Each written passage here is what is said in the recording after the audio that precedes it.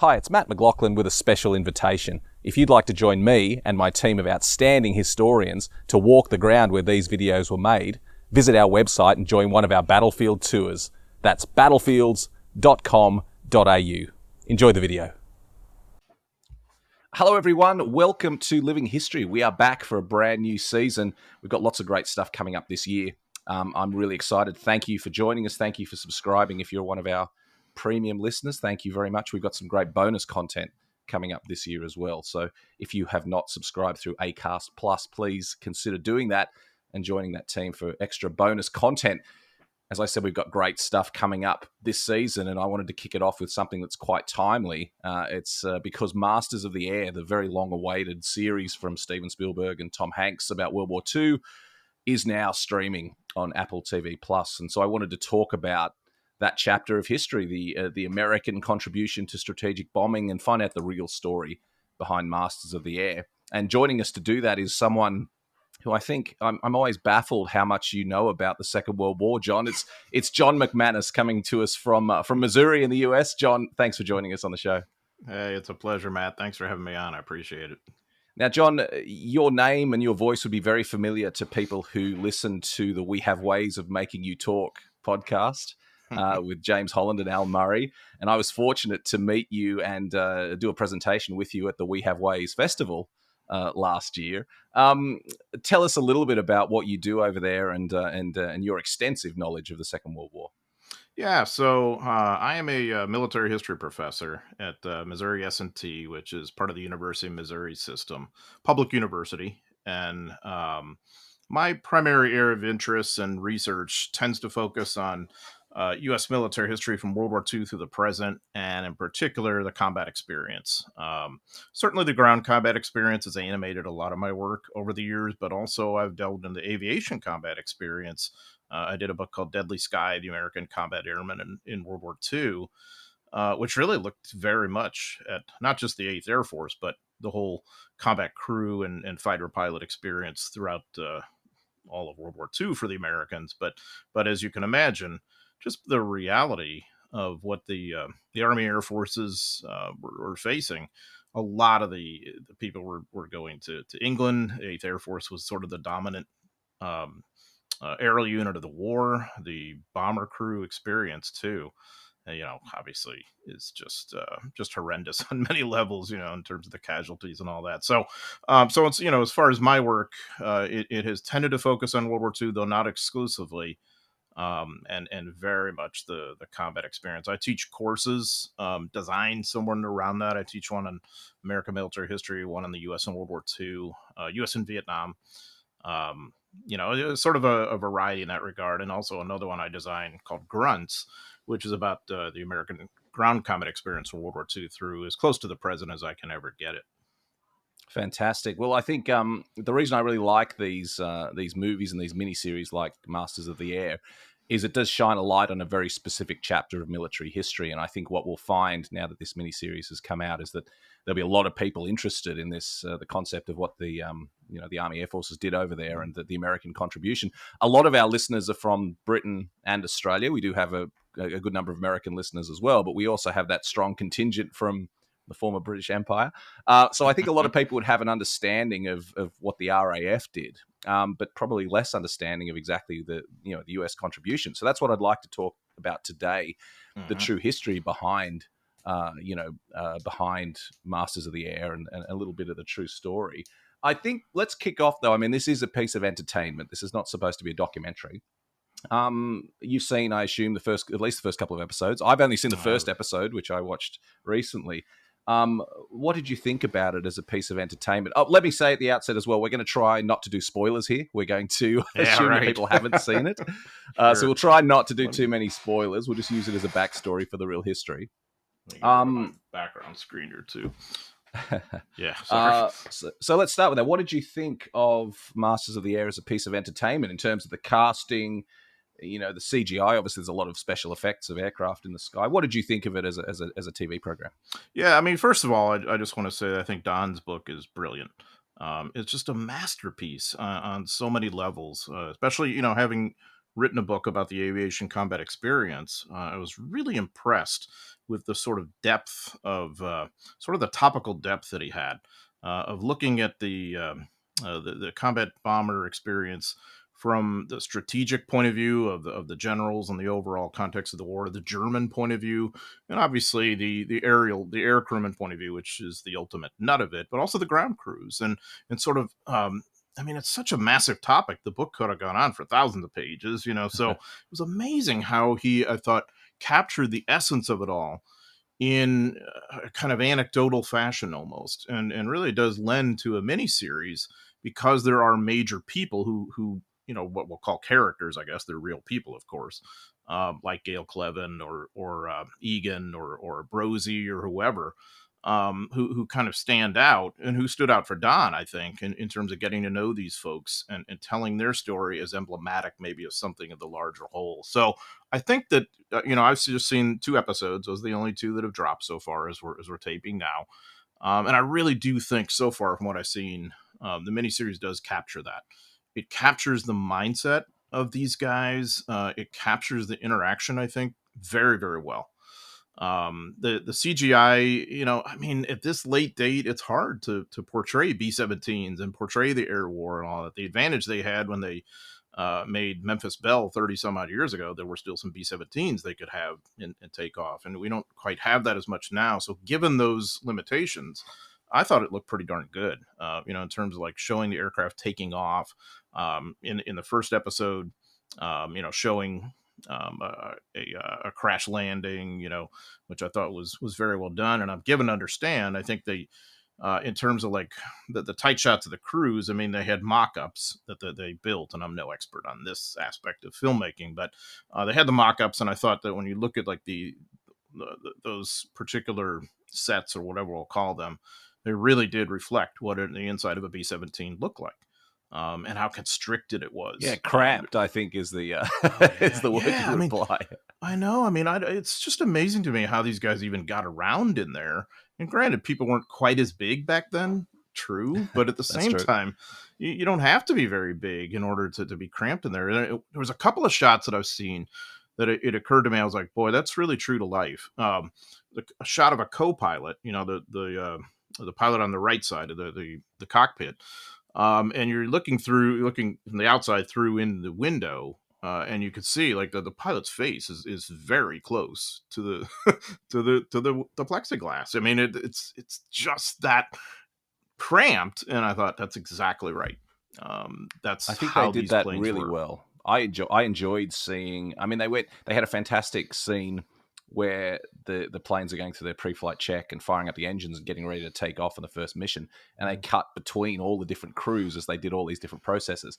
And I thought that was an interesting inclusion because I imagine as a writer, as an aviation writer, if you went to your director and said, I want to do a full 6-minute sequence that shows them firing up the plane, flicking all the switches and turning all the dials, he would have gone, yeah, no, we're just going to show the planes taking off. So I thought details like that was really interesting. What did you think they didn't get quite right in those first couple of episodes? Not that much stood out to me. It's like when I go to like the didn't get quite right, if something's good, like this is clearly, yeah, sometimes it stands right out to you and you're like, oh my God, how could they have done that? There's nothing like that. So I think it's probably going to have to be in the probably the 4th, 5th, 6th viewing, whatever it will be when we really begin to nitpick, that maybe some of the markers aren't right and the designators, or maybe some of the insides of the buildings at Thorpe Abbott or something along those lines. But, not a lot stood out to me in terms of blatant inaccuracies. Now, controversy, now that's a different matter, because there's in the second episode there's a discussion, shall we say, between some RAF crewmen and some of the American crewmen about the differences in nighttime bombing versus day bombing, and tension between Brits and Americans and all those kinds of things that certainly did happen, that you have to include, I think. But of course, we're so sensitive in these latter years that I know that's going to stir up some trouble, of course. But that's just the way things were at the time, Well, let's talk a little bit about that, because I think that's an interesting one. It is here in my notes. I do want to ask you about that. The relationship between the Royal Air Force and the U.S. Army Air Forces. Obviously, it's something that it's come up in just about every one of these sort of Spielberg-Hanks collaborations. They can't help but seem to put in a little bit of a dig at the Brits. I don't know why that is, but Talk to I us. know. Let's get on to the real history now, away from the miniseries a little bit. What was that relationship like between the RAF and the US Army Air Forces? I mean, it truly was tense, and it's tense at the sort of senior leader and national leader um, aspect of things because they disagree about how to implement strategic bombing. Of course, the British famously have gone to nighttime area bombing, just sort of holding up their hands, saying, "All right, well, we can't begin to bomb accurately, and it's just too deadly to operate over Germany in the daylight skies."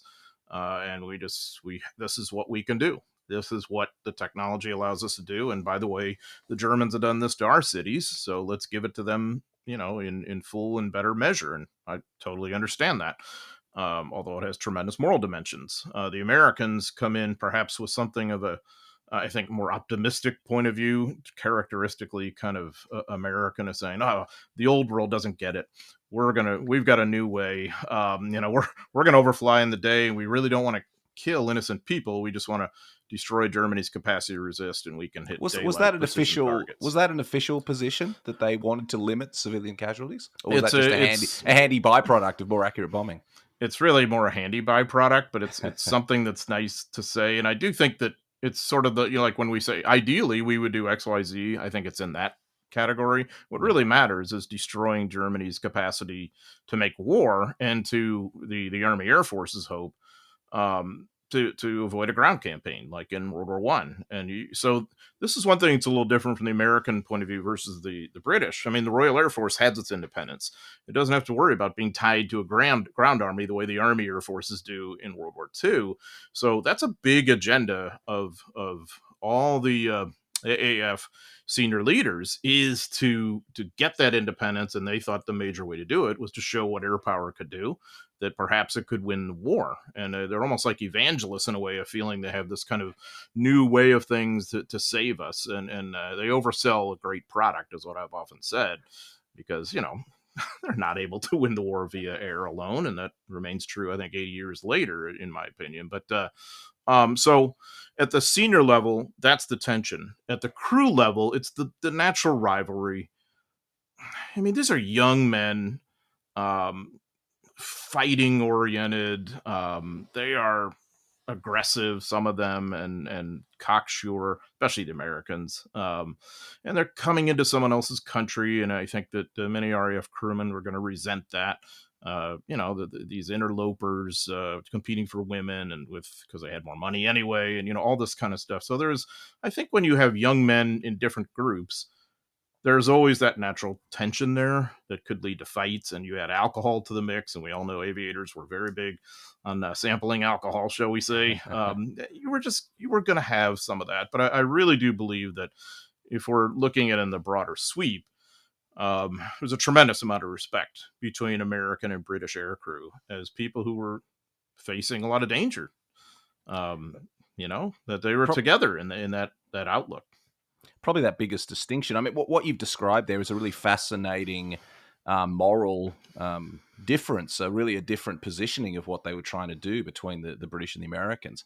Probably the most telling example of the distinction between the two forces was daylight versus nighttime bombing. Talk to us about that in terms of what that actually meant for the crews, in terms of what they were trying to achieve, and did they meet their aims with the differences between daylight and nighttime I bombing? mean, somewhat, because their aim ultimately, at least from an American point of view, is to basically win the war through the air. So in that sense, they don't. But if there's a lesser aim of winning air superiority, air supremacy, making other operations possible, like the Normandy invasion and all that, of course, I mean, absolutely they do.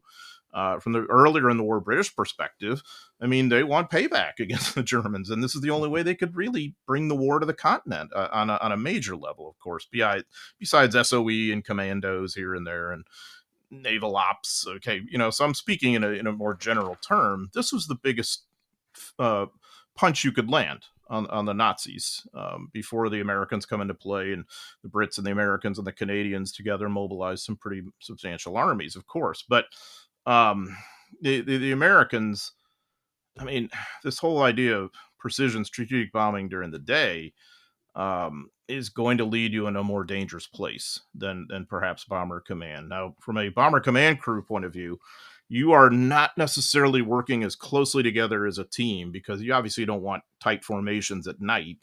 And so you're kind of flying over wherever you can see to go, whatever the target could be, and unleashing whatever you got.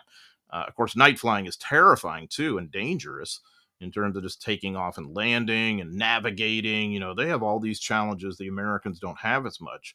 The American sort of um, cycle of life is that if you've got a mission, you're probably getting up at about 3 or 4 a.m., something like that. And then you go through, the breakfast and the briefing. And then, so you're looking at probably about a 10-hour plus day, 10 to 12 hours by the time you're up and go fly that mission, come back, sometimes longer. It's a very long go and extraordinarily stressful for both, of course. But I think maybe even, especially at this early stage of the war, because we've just seen the first 2 episodes of Masters of the Air that, show this earlier stage. This early stage of the war, I mean, the percentages are against you in terms of survival. So it's really terrifying on that level. Did you have the opportunity, John, to speak to veterans from the U.S. Army Air Forces? Yeah, tons. Absolutely tons of them. Had kind of an embarrassment of source material and riches in that regard. And that's so. My first book was a dissertation. It was originally my dissertation, and it was called "Deadly Brotherhood: The American Combat Soldier in World War II," and it was about the ground combat troops of all theaters, of course. And so, sort of the next natural step was to go to the aviation side with Deadly Sky. And so, in that process, that's like the late '90s or so. You can imagine how many veterans were around. And one of the things that was really neat, having been like a ground pounder historian, to see the aviators that they could keep diaries and see it on a major level. And when it was fresh in their minds, and so you'd have these really neat sources, contemporary sources from the time, and then you could talk to and get to know and interview people in latter years, because of course there were things they didn't know at the time that they had better perspective longer term.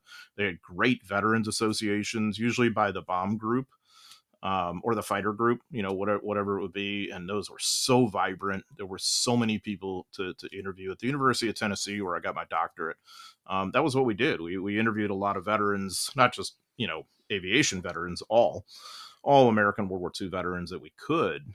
So there's a really good cross section of this stuff. And then one of the other things that really helped is that right around that time, the mighty 8th Air Force Heritage Museum came into being at Savannah. I'm not sure if you've been there, Matt, but if you haven't, I highly recommend it. It's the most amazing museum just on its face, in terms of There's so many displays. of these incredible museums in America, very specific to specific groups, but like everything, you guys do with Remembrance, they're extraordinary. The ones I've been to, I think, any one of them we'd be proud to call our number one museum in Australia. And then you guys have hundreds of them scattered over, probably thousands scattered over the whole country. Really lucky.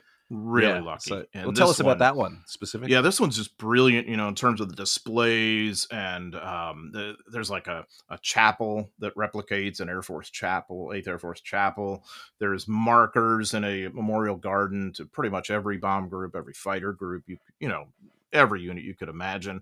But what's really of most interest to an historian like me is all the primary source material that they gathered. So like anything you could imagine of memoirs, diaries, letters, oral histories, gatherings, like reunion groups. I mean, whatever it would be, just all that firsthand material, in addition to a lot of the documentation of the 8th Air Force in the war.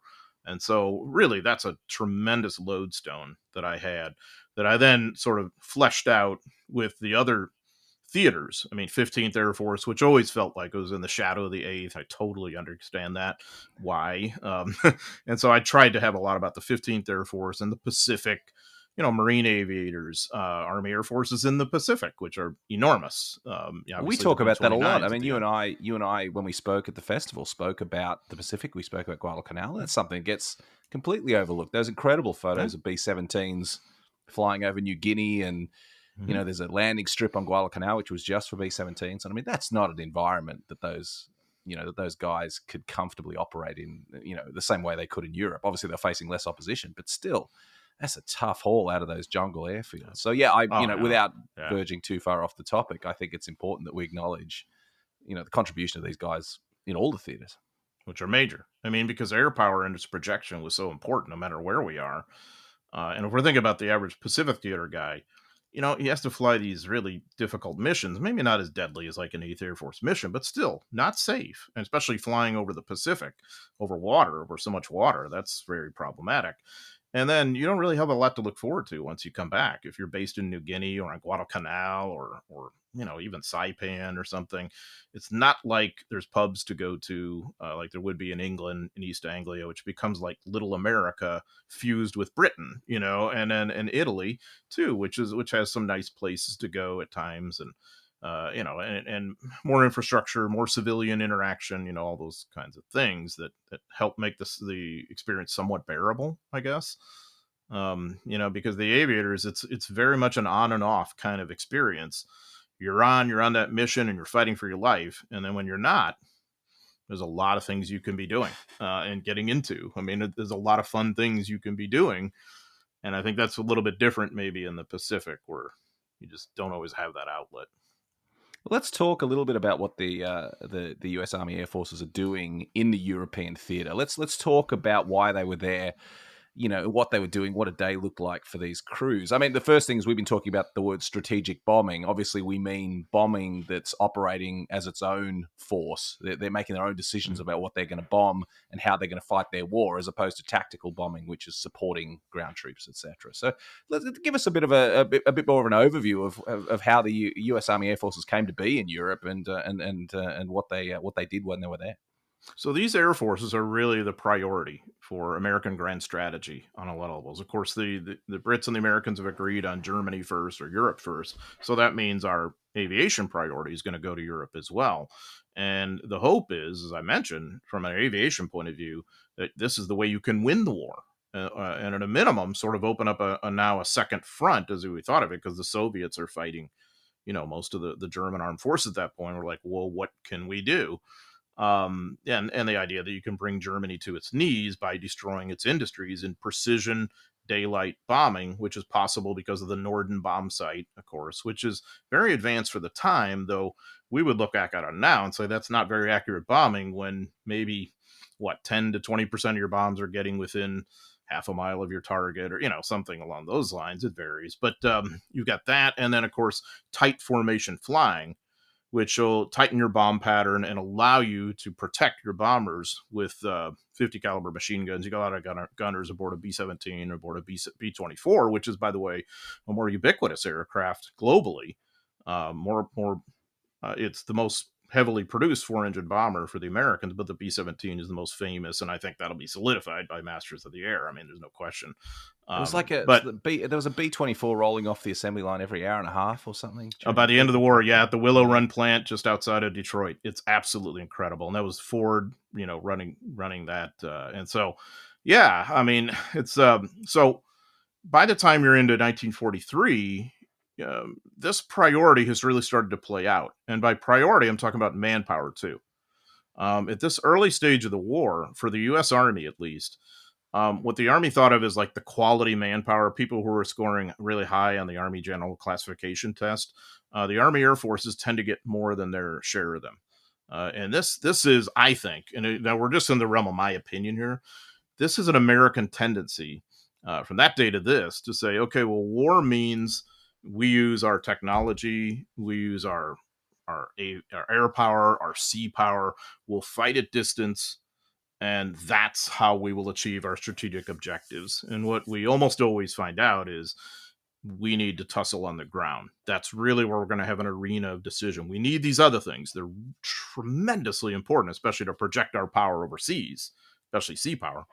But, in the end, the fighting has to be done on the ground. In World War II, they go through that same kind of process. And so it's really not until later into 43, 44 that we start to figure out we're going to have to start channeling a lot of manpower into the ground combat forces that we weren't thinking of quite as much before. So the way it all plays out is you have tremendous amounts of quality manpower that are going to ground combat units globally. But initially, it's the Army Air Forces that have a call on them. But so it's not really just a matter of the crews, of course, and producing the aircraft, but maintaining it all the logistics of maintaining it. Obviously, that plays out through the ground crews that are the unsung part of this whole thing. That these guys are out there on the flight line night after night after night repairing these aircraft in ways that are almost like performing miracles. Because these are very durable aircraft, and they get engines shot away. They get, the skin of the aircraft, just completely crushed, by flak or other ordnance or whatever it would be. Yet they still somehow fly, and many of them are recoverable and salvageable.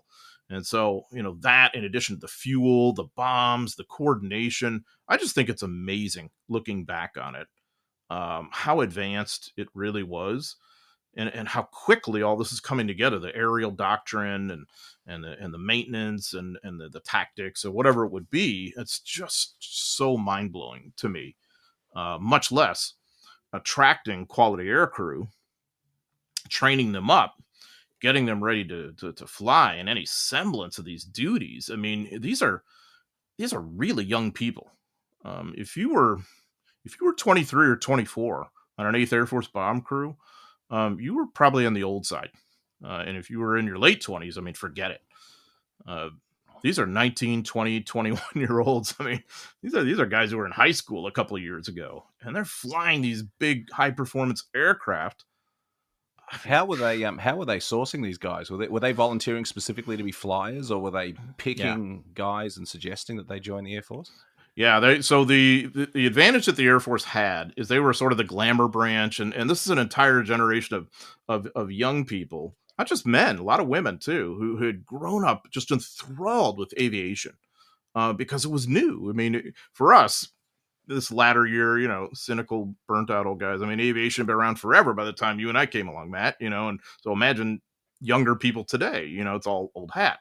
In those days, you're a generation on or so from the Wright brothers, right? Yeah, we're talking 35 years at the start of the war-ish, since roughly man first flew in a powered craft, and now you're flying B-17s and Spitfires and Mustangs.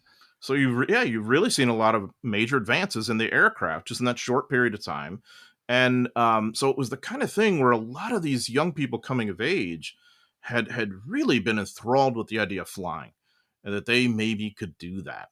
And so now you have this demand for them, for military flyers and other kinds of aviators, and it just sort of coalesces. And so they are volunteers. Many of them maybe are going to be drafted into the Army or whatever, and but at the same time, in terms of wanting to become a fighter pilot or a bomber crewman or whatever, you're a volunteer. And so when you had your AGCT and you wanted to do that, they would send you on to a classification center in Nashville, Tennessee, and there was a different set of tests they would give you to figure out your aptitude. And of course, most who went there wanted to be pilots, of course, and a large number of them wanted to be fighter pilots because they were the ultimate glamour guys and whatever. But of course, many of them are going to have to come to terms with what they're really going to do, either be a gunner, a radio operator. Top turret gunner was a really interesting dude because he's also the flight engineer. So he really has to be quite mechanically oriented, and it has to be he's kind of an onboard crew chief in a way. And then if you're a ball turret gunner, you've got to be diminutive.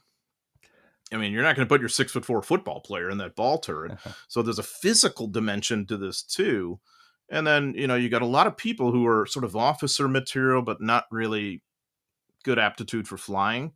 And so a number of them are going to up as bombardiers and navigators and whatnot. So all of this is, if we're thinking about it, looking back now, all that classification and training, it happens at a lightning speed in a way when you consider that already by the spring of 43, we've got almost 24 bomb groups that are going to be in play in Europe, in North Africa somewhere.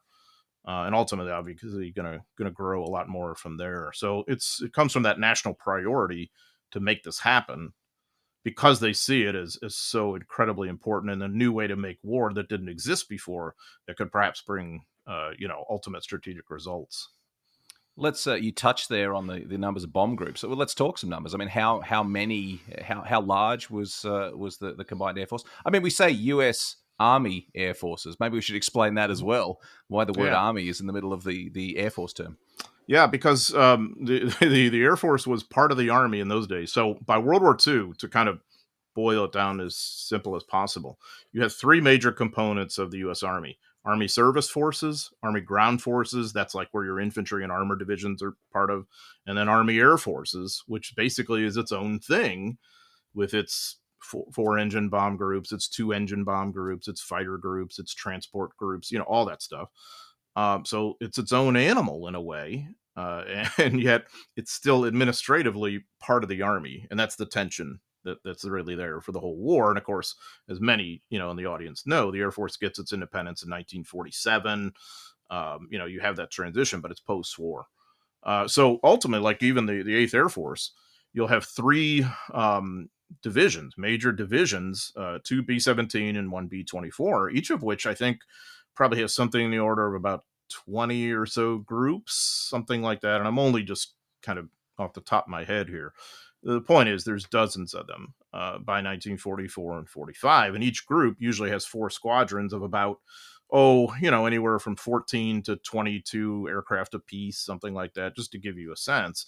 Each one of those bombers probably has a crew of any, depending on when we're talking about in the war, anywhere from 9 to 11 crewmen, maybe something like that. And why does it vary? Because there were times when you could have a combined bomber navigator. There were times when you didn't need certain gunners and times when you needed more, so that really varied in the course of the war. But it gave you a sense of the manpower involved too, because for every flyer we've got up there, there's probably, three or four ground crewmen of some sort. And not always just the crewmen, but the officer staff to do the planning and all of the various things you have in any military unit: personnel, intel, ops, supply, civil affairs. Same kind of structure you would have in ground units. You've got in the aviation units too. So the enterprise is just massive. This whole thing. I see why you say that East Anglia became Little America when you start talking about thousands and thousands of Americans. The whole overpaid, oversexed, and over here philosophy. That's Let's really touch where on it that plays briefly. out. What was the Yeah. relationship like between the U.S. Service people in England and the local population? I mean, I think overall, in any fair assessment, the relationship was really good. And this is what I find so absorbing about it all these years later, really the human story. I mean, I think the planes are interesting and all that, but I'm not necessarily a plane wonk in terms of like my own research. What interested me is the crew experience and those relationships that people had with locals, many of whom still remembered them all those years later. I love going to East Anglia because there's that kind of American imprint on it, which I find fascinating as a U.S. historian, constantly trying to figure out more about my country. A lot of times, the best way to figure it out is look it through the lens of other people, and I think in East Anglia you really see that, the little America where you see these crewmen and ground crewmen, whether flight or ground, out there in pubs or in restaurants with host families, are inviting people to their bases for Christmas celebrations or dances or whatever it be. And of course, honestly, I mean, they're mainly interested in the young women. I mean, that's primarily what a lot of these guys are interested in, but not I was going to say exclusively. the imprint, the American imprint, is somewhat genetically as well, Oh, because definitely, it's there were a lot certainly of there too. dalliances between the dashing airmen. You can Absolutely. understand that. I mean, I've read a lot about this in Times of War. It's a fascinating aspect of war, is that young people, when faced with danger, tend to live on the edge. And part of that is doing things that they probably wouldn't have done in peacetime. And this talk about, as Berlin was falling, young people coupling in the Tier Garden, and it's Of just this. course, I know. It's just when life could extinguish itself at any moment, both for the local people who are under the threat of invasion and bombing from Mhm. the Germans, but also obviously the airmen. There's going to be a spark. Oh There's yeah. going to be living life to its fullest, and that did result in a lot of romances and Oh, it did, and pregnancies and babies as and you everything will that comes have, with it. exactly. Well, and that's and it's interesting, man. Is like that's happening in the States too, like societally, in terms of a lot more like quickie relationships and different kinds of expectations culturally than maybe what you would have had in the past. And of course, you're definitely going to see that play out in a military setting, and especially in East Anglia, where I mean, 8th Air Force facing the kind of nihilistic casualty kind of situation it is throughout a lot of the war. you do have a lot of people really living on the edge. And then, in addition to a very friendly population that's similar culturally, because remember, these 8th Air Force crewmen are almost uniformly white. So you have that kind of similarity too, because of our segregation in a way. So it's something of the underside on some levels too. But you've got a lot of similarities there, and you were lifestyle wise, you could pull this off.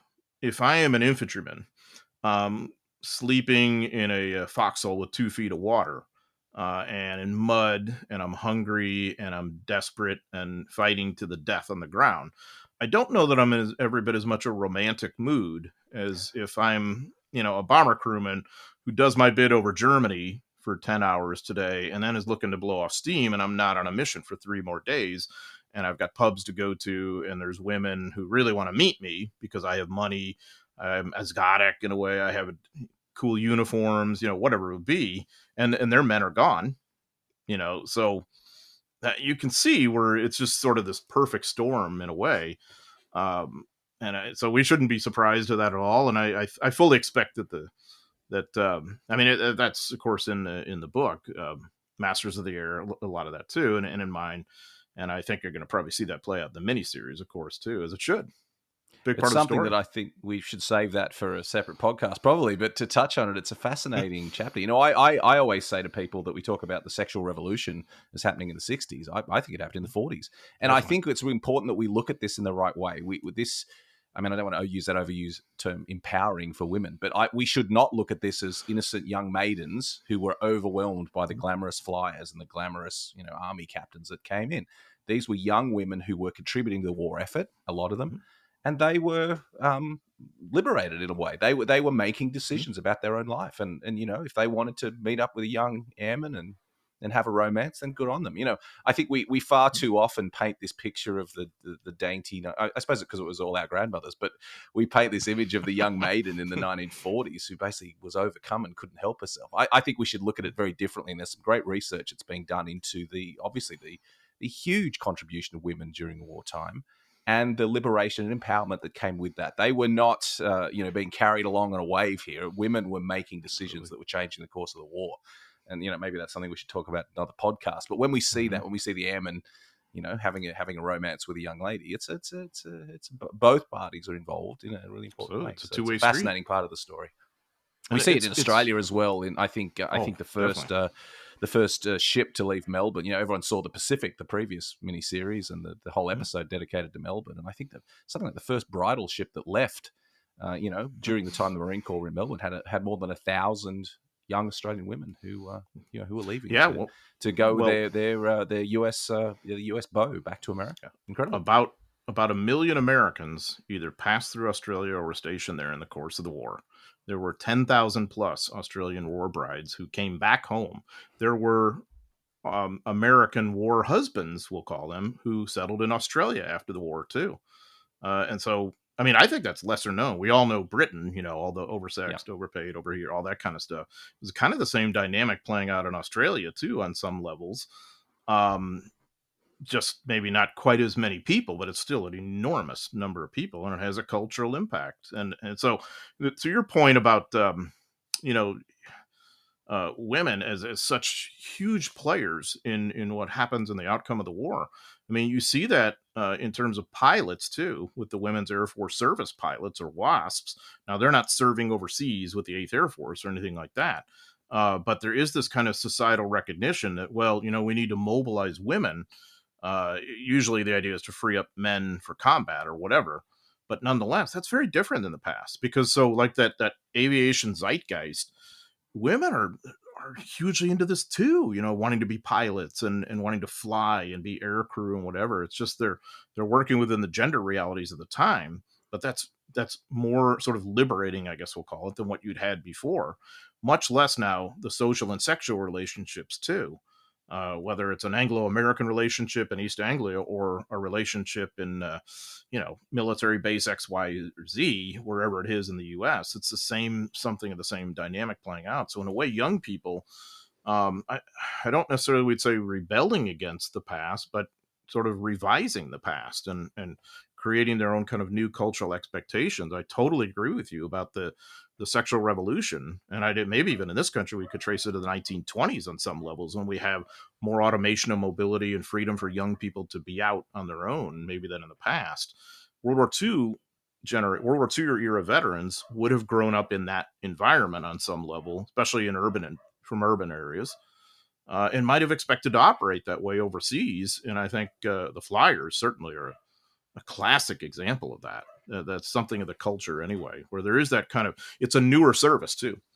Well, I'm And going so to note that down for a future chat with you, John, as we'll talk more yeah, about these social implications, because it's I'm like you. I fascinating. find that fascinating. War is a study of people, Yeah, and exactly. it's fascinating, some of these things. And perhaps it's easy to think about a B-17 or a Sherman tank or a grunt in the mud with a rifle. But there's so many aspects of this that came through socially as well. So we Yeah, should talk about that in the future. One definitely. of the things when you were talking there that I touched on that I hadn't thought about before is the way things are depicted in movies and versus the reality. And something I noticed in Masters of the Air, it definitely is a glamour service. The Air Force is seen as a very glamorous service, and compare that to something like a movie like Fury, where we had the tank crews and the relationships. I mean, I know that was Germany as well, so there's obviously going to be a whole, different dynamic going on there. But the way those tank crews were, were depicted in that movie compared to the way that movies depict the Air Force. So I think there is a certain reality in that. These guys that are going to be covered in oil and riding around in a Sherman are going to be very different from the blokes that were, in some cases, handpicked to go up in those aircraft. Yeah, I mean, it starts out glamorous. And you know what I think is ironic about that, Matt, is that if, in a way, when we think about like the ground combat forces, the tankers are the glamour boys of the ground combat services, right? We're not infantry. We got a new kind of weapon here, and those stodgy infantrymen don't understand the new kind of blitzkrieg warfare and all. And then what do they end up doing? Well, like what you see in Fury, usually supporting the infantry, by the way, but it is unglamorous. Well, so too with the airmen. So many of them are attracted to the Air Force because of the glamour they perceive, especially being a pilot, which of course had huge prestige to it, obviously. And then what do they find once they go up there? They find that this isn't glamorous at all. It's horrible. They're fighting for their lives. They're fighting in conditions in which it's minus 35 degrees, minus 50. In which you basically have to report in every 10 minutes, lest your oxygen line get clogged with your exhalation, the moisture from it. They find that people are peeing themselves and soiling themselves with terror over this whole thing. They're finding that they're up in the air for 8 hours, 10 hours, fighting flak and struggling with that emotionally, feeling so vulnerable. They're struggling with the morality of it all. The Munster raid is a really good example in October 1943, when the U.S. Air Force decides, you know what, maybe we should dehouse workers and bomb German civilians. Maybe the RAF is onto something, and now you got to struggle with that, the morality of that too, and I mean, it ends up as this sort of slog that the bomber crewmen and even some of the fighter pilots too, who will find out this war isn't about me being an ace. It's about me supporting others, whether it's ground pounders, which I give close air support, or bombers that I have to escort as bodyguards, back and forth, and sacrifice my life to save theirs, So they find that this is just as deadly, just as zero sum as war would be on the ground in that respect. So it's a little bit disillusioning to some. And we only knew this in hindsight, but the US Army Air Forces would suffer more casualties than the entire Marine Corps during the war. So, I Right. mean, let's talk about that. Let's talk about the psychological effects, because it's something in the first episode of Masters of the Air they depicted really well. Is that it doesn't matter how much training you do. I think they even used the line, after hundreds of hours of training, we were now finally going to go into combat. So they made that point. The bit that struck me was two things that struck me was, firstly, again, no spoilers, but I don't think this is going to spoil it for anyone. Firstly, when that first flak shell explodes next to you and you hear the shrapnel pinging off the plane and sometimes coming through the skin of the plane, there's no training in the world that can prepare you for that. Nope. But also, when they got back from that first mission, the officers had a hard time controlling them. The men were a bit out of control. They were, Yeah. they were yelling at each other. They were fighting. They were hyped up, and they were trying to herd them into a truck to get them to the interrogation room to debrief them after the flight. And they were having a hard time controlling these guys. After guys that have had, as we say, hundreds of hours of training, one mission was enough to really shake them up. So, I mean, I know that this is the thing that you and I are probably most fascinated in the whole story. Talk to us about the psychological effects of being an airman in that situation. I mean, the psychological effects were so profound, so enervating on so many levels. Because, I mean, for lack of a better way to put it, in the Army Air Forces, in the 8th Air Force too, you had hope, I guess, because they gave you a tour of duty. We don't have that in the infantry in World War II. Typically, you continue fighting until you can't anymore, and we all know what that means usually. So in this case, you'd have that tour of duty to look forward to, but then, when, like you said, you see what it's like when you're up there. And so a lot of these guys who had come into into his bomber crewmen as pilots, now in a position of command responsibility, hadn't really been chosen for their command and leadership ability. It's their piloting ability. And so they're going to have to figure out, how do I lead a crew?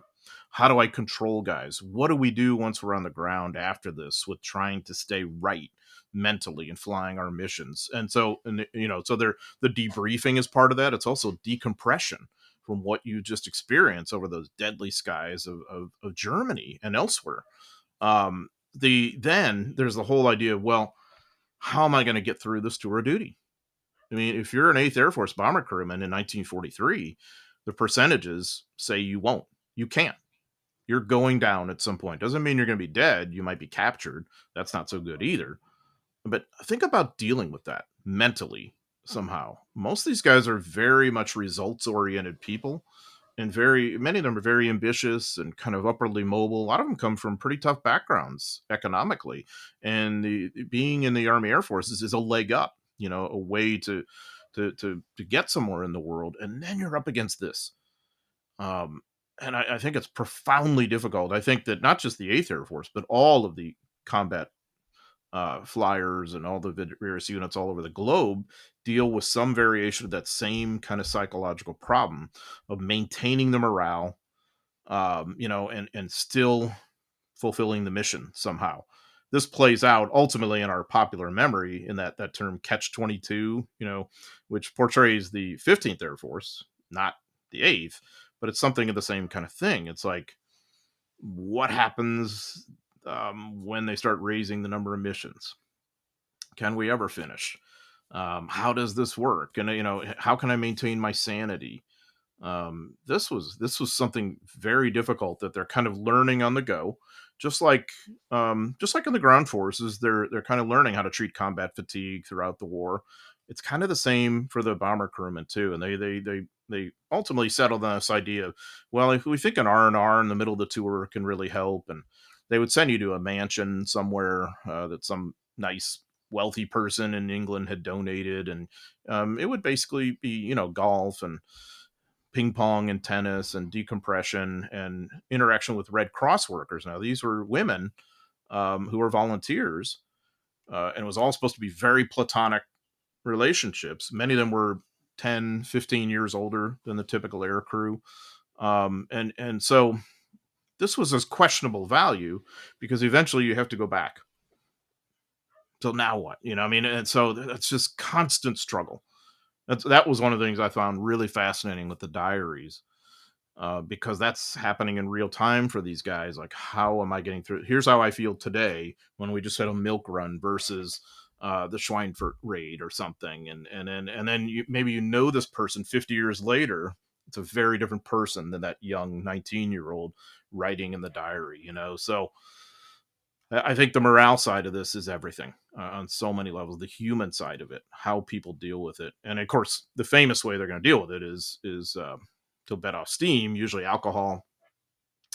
Sometimes sports, athletics is a big part of that, which you could do because you've got land and you've got time and all that. But also women. I mean, it's. That is those are the classic things. The age-old formula. It really is, and I think so. I think there's a productive purpose of that if we're thinking of it militarily, that the crewmen need this, and the ground crewmen kind of need it too. That we don't remember that as readily. Now, maybe they're not going and risking their lives over Germany, but sometimes their bases are being bombed. And then later on we have V1s and V2s. They could be in danger from that, but it's not just a matter of that too. It's a matter of dealing with the mental strain of keeping these planes in the air in such a way that it's safe as possible for your crew. And if you don't, you could be responsible for air crew losing their lives. Imagine that kind of stress.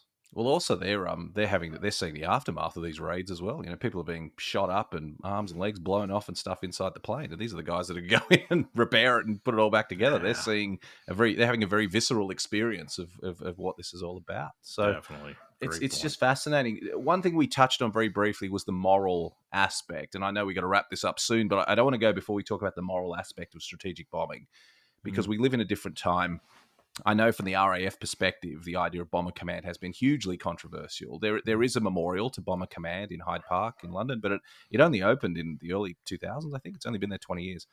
And it has a memorial on it to the victims of bombing as well. And so, we note that Winston Churchill at the start of the war said that the Bomber Command was the most important asset that the British had to win the war.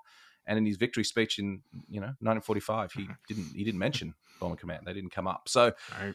just talk briefly. Should we feel ashamed? Is there a moral, weight that we should carry all these years later about strategic bombing during the Second World War? I mean, I think we can't get past the moral difficulties of it all. We can't just overlook that the way they would have during the war, doing whatever they could to win it. And I totally get why Churchill said that early in the war, because that was the punch Britain could throw, right? I mean, that's what they had, so that's fine. But then you end up in these other moral dilemmas eventually, especially because of Arthur Harris's concept of kind of just depopulating the cities. He would tell you, I don't necessarily want to kill the Germans. I just want to dehouse them and disrupt their whole lives and shut down their whole country that way. And then it'll be more humane in the long run because we'll avoid a big ground war. Now he's wrong in his strategic concept. Um, the moral dimension is there for all these aircrew, whether RAF night bombing, whether US during the day, because believe me, we hit plenty of people we wouldn't have wanted to. I mean, plenty of civilians killed. I think, by the way, that's one of the many strengths of Don's book, is looking at the civilian experience and melding that with the other side of this whole thing. So if I'm thinking just now as an historian, maybe the proper perspective is to understand those moral dilemmas, understand what they had to work with at the time, that maybe we learn lessons all these decades later, and obviously we have much more precision bombing type technology, that we use it as a cautionary tale and say maybe it's not necessarily appropriate unless we are in a complete existential crisis here, to have those kind of mass bombings or whatever, but we understand maybe why they did that at the time. So I tend to kind of retreat from what I see as either extreme of the let's turn Harris into a war criminal and brand every Allied flyer a horrible, bloodthirsty baby killer or something, because there are some people who sort of look at it that way, Oh, or absolutely.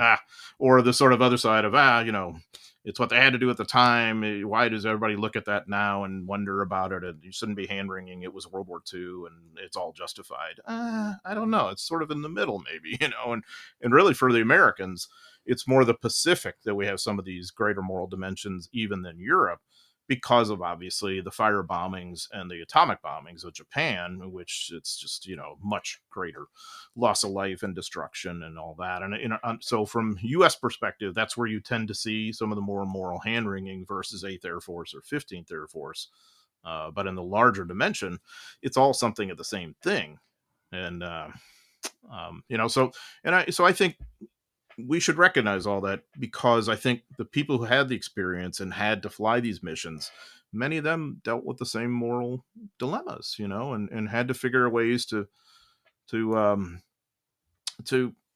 justify that to themselves. To give you a quick anecdotal example, there was one. I think this was in the 492nd bomb group. There was a pilot who, a really good pilot. He was somewhere around his 15th or 20th mission, something like that, and he was having these kind of doubts. It was getting to be tough for him, and he could tell himself initially, well, I don't drop the bombs, but obviously that's just window dressing. You don't have to be the bombardier, be responsible, right? But he's telling himself that, and that wasn't good enough.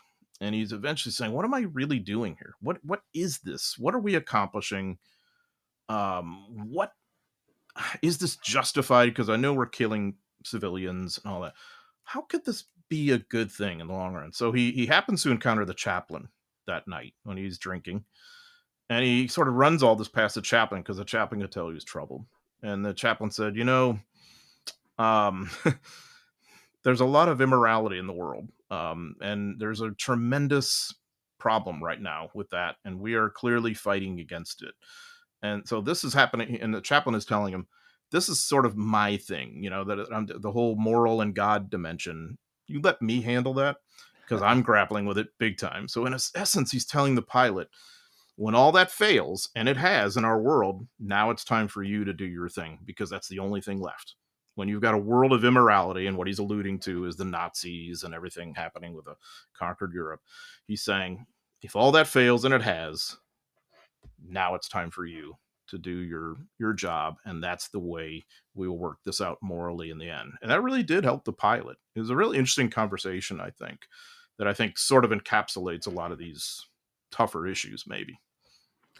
Well, John, it's just a fascinating topic. Perhaps once the series is over, we can get together again and review the journey that they took. But mate, your insights are extraordinary. I don't think I've ever met anyone who's got such a broad knowledge of so many aspects of the Second World War. I always love sitting down and talking to you, and this has been absolutely fantastic. So, just very quickly, what have you got? What are you working on at the moment? If people want to find out more about you, where can they go? Yeah, I appreciate it, Matt. I just finished a trilogy about the U.S. Army in the Pacific. So the last book in the trilogy just came out in this past year. It's called To the End of the Earth, and it covers 1945. And so now I'm beginning a couple of new projects. I'm doing one, a kind of audible course for the One Dream and the Great Courses about D-Day, about the Normandy invasion. It'll be out in time for the 80th anniversary.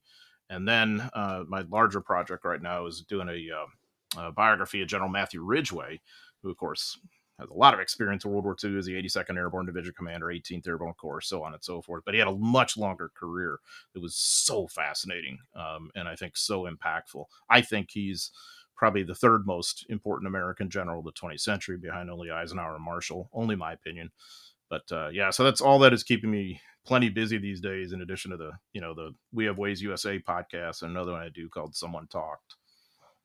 Well, brilliant, mate. And can people find you on Twitter or Facebook, or where can they keep up with what you're doing? You'd be able to find me on both, just John C. McManus on Facebook and at John C. McManus. I don't know. My Twitter, you can find me on Twitter. They'll track you down. They'll track you down. Track me down. And my website, www.johncmcmanus.com. So, yeah, I'd love to hear from you. I appreciate it. Brilliant. Well, anyone listening to this, keep tabs on what John's doing, because it's always fascinating. And I feel really privileged, John, that we got to catch up for those couple of days over the festival last year. Great. And I look forward to doing it again, either in the US or out here in Australia, or maybe in the UK again. But, mate, it's been fantastic. Thank you so much for your time. Yeah. Thanks, Matt. I really appreciate it. And thank you for listening to this podcast. Reach out to me as well on Facebook and Twitter. You'll be able to track me down there. And if you want to walk the ground, don't forget, come on a battlefield tour. It's the thing I love more than anything else, is getting out there and walking the ground. So if you're listening to this podcast, you want to join us on some of these great battlefields, go to our website at battlefields.com.au. John, thank you for joining us. Listeners, thank you for tuning in, and we will see you next week.